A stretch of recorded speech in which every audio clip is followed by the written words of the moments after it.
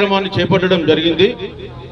ఈ మధ్య కాలంలో మొన్న 18వ తారీఖున జరిగినటువంటి బీసీ బంద్ రాష్ట్ర వ్యాప్తంగా ఎంతో గొప్పగా జరిగింది, సంపూర్ణంగా జరిగింది.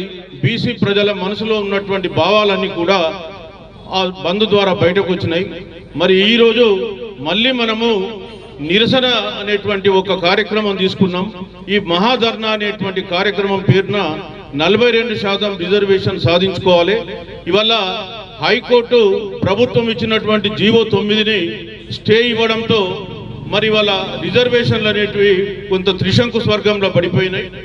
మరి ఈ సందర్భంలో బీసీలు ఏం చేయాలి, అదేవిధంగా బీసీలకు ఏ పార్టీలు మద్దతు ఇస్తున్నాయి, ఏ పార్టీలు వ్యతిరేకిస్తున్నాయి, నిజమైనటువంటి బీసీలకు శత్రువులు ఎవరున్నారు, ఈ విషయాలను గురించి ఇక్కడ చర్చించుకుందాం.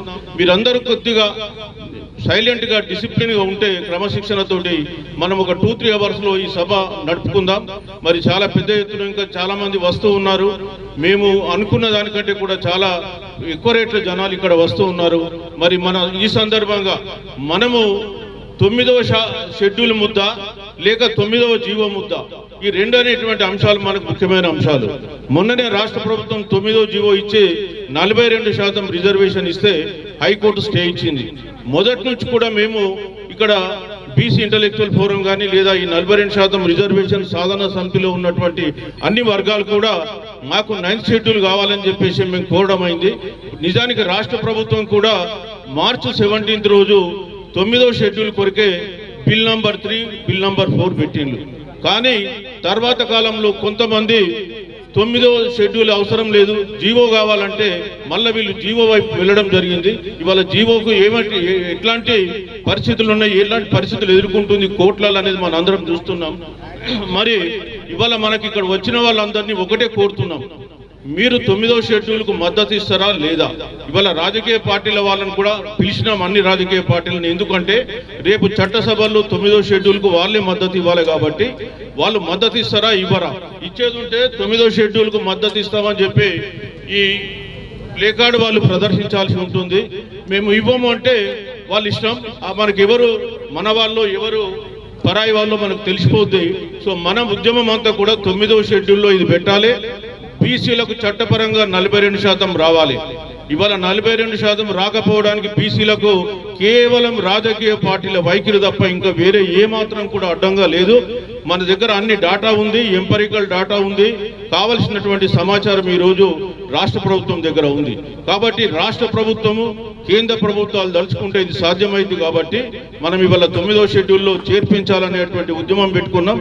9వ షెడ్యూల్ అంటే ఏంటని మీకు చాలా మంది కూడా అనుమానాలు ఉన్నాయి. 9వ షెడ్యూల్ అంటే రాజ్యాంగంలో పౌరులకు కొన్ని హక్కులు ఉన్నాయి.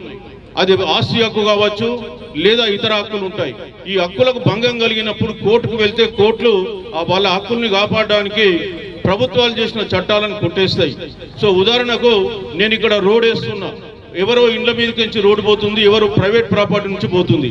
అప్పుడు అతను కోర్టుకు వెళ్ళేసి నా ప్రైవేట్ ప్రాపర్టీ పోతుందంటే మరి అప్పుడు కోర్టులు స్టే ఇచ్చే అవకాశం ఉంటుందని రాష్ట్ర ప్రభుత్వం గతంలో, కేంద్ర ప్రభుత్వాలు గతంలో 9వ షెడ్యూల్ అని ఒకటి ఏర్పాటు చేసి ఆ 9వ షెడ్యూల్లో కొన్ని చట్టాలను చేరిస్తే అది కోర్టులకు సమీక్షించుకోవడానికి అధికారం లేదు.